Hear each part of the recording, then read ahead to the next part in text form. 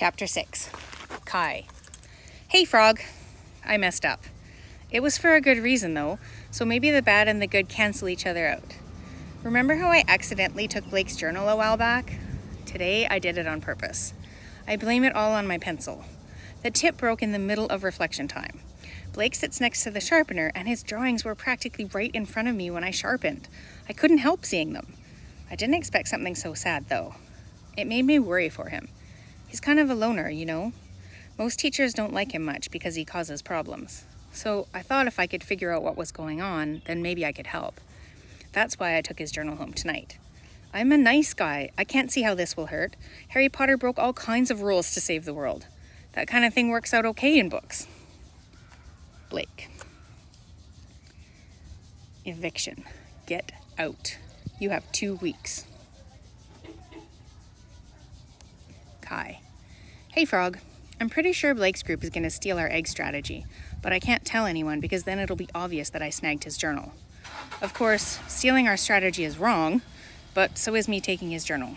Plus, I saw way more important things in his journal than some stupid egg drop. I went to talk to Blake today, but I couldn't figure out how to start. I packed a double lunch on purpose, and I tried to give some to him. I don't know how bad things are for him at home, but I figured extra food would help. Only Blake already had a hot lunch. Maybe he gets it for free, although they'd have to pay me to eat the cafeteria food. Meatloaf Surprise looks like something that should be flushed down a toilet, not set on a plate. I decided the best thing to do is to send a letter to Ms. Graham. That way I can do it anonymously.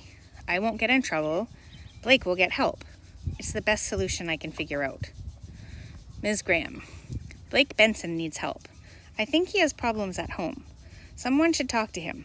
A grown-up someone, not a kid someone. Anonymous. Aviva. Date, September 26th. Ever since Kaylee told Emily about La Ventana, Emily barely even looks at me. It's like I turned invisible. And now Kaylee's stealing her team's egg drop idea, and I'm doing nothing to stop it. I wish I could fix things with Emily and maybe go back to walking to school together. But I can't ask her now. I'm scared of seeing Tattoo Man again. I asked Emma if she would drive me to school for a while, but she said, "Exercise is good for you." I wanted to say, yeah, but getting kidnapped is not. I didn't, though. I want to tell her what happened, but I know how overprotective she and Ava are. Well, I think it's probably Abba, sorry. She and Abba are. If they think there's a bad guy in our neighborhood, they'll probably move us to Nebraska or never let me go outside. Instead, I've been riding my bike. Only, yesterday after school, I realized I'd forgotten my science book when I was already out unlocking my bike. I wheeled it back to the classroom with me and propped it against the wall. When I stepped inside, I saw Ms. Graham talking to Blake Benson. And he was crying. Not a sad crying, but a mad crying. "Are you looking at my journal? I thought they were supposed to be private!" And then he stormed past Kermit's tank and out the door. What was that about? Blake. Blah, blah, blah, blah, blah, blah, blah. Leave me alone! Kaylee. Dear Miss Graham, I don't get the best grades, but I know I'm smart. My mother even had me tested for the gifted program. It's because I'm smart that I figure things out. This is what I know. Kai took Blake's journal. This is what I don't know. Why? Here's how I know. I saw Kai trying to sneak a journal into the lockbox and it was bugging me. I mean, we're allowed to take the journals home, so why the creeping around? I went over a couple of minutes later and pretended to be looking for my own journal. Really, I was looking to see which journals were on top of the pile. Clever, huh? Blake's was right on top, but I had to dig deep to find Kai's. And what makes this situation even weirder is that Blake is going around telling everyone that you read his journal. Not that this surprises me. Did I call that or what? He must have written something really juicy if you talk to him about it. It drives me bananas not to know what it is. Why does everyone care so much about what Blake is writing? He's not that interesting, believe me. I sit across from the guy every day and he hardly says a word. And half the time he's drawing frogs or other equally disgusting creatures. Give me a day or two, Ms. Graham. I'll figure this out. P.S. Can't wait for the egg drop. We're gonna rock it. Dear Ms. Graham, you have a thief in your class. Someone is reading the journals. Besides you, that is. I'm not gonna rat him out. I just want to make sure you know. Anonymous. Blake. Hello, Ms. Graham. Yes, this is Blake's mom. Again? So much potential. So talented. After-school art program. scholarship information. So helpful with our pet frog. Let me know if there's any way I can be of help. It's a pleasure having Blake in class. Sharon.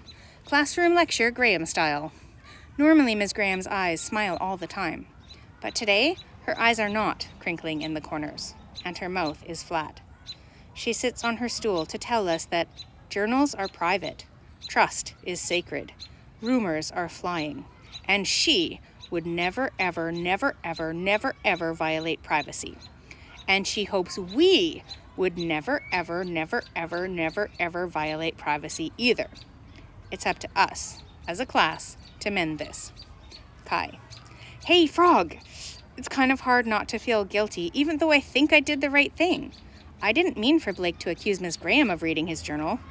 My face got blazing hot when Ms. Graham explained that she'd gotten an anonymous note to talk to a student.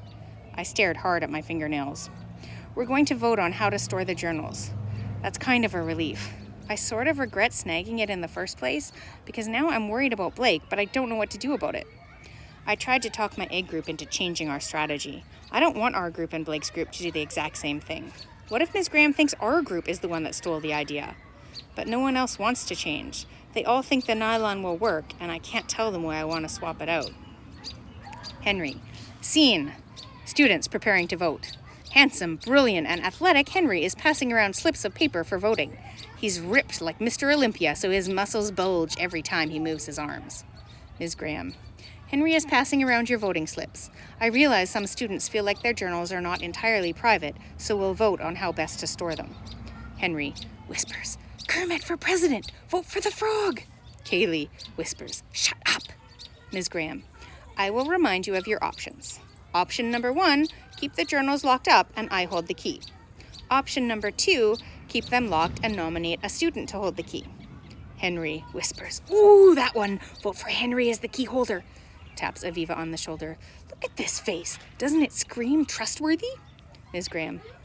Henry, I don't believe the task of passing out slips of paper requires talking. Henry freezes in place with winning smile. Sorry, Ms. Graham. Ms. Graham. Option number 3, keep your journals in your desks or backpacks.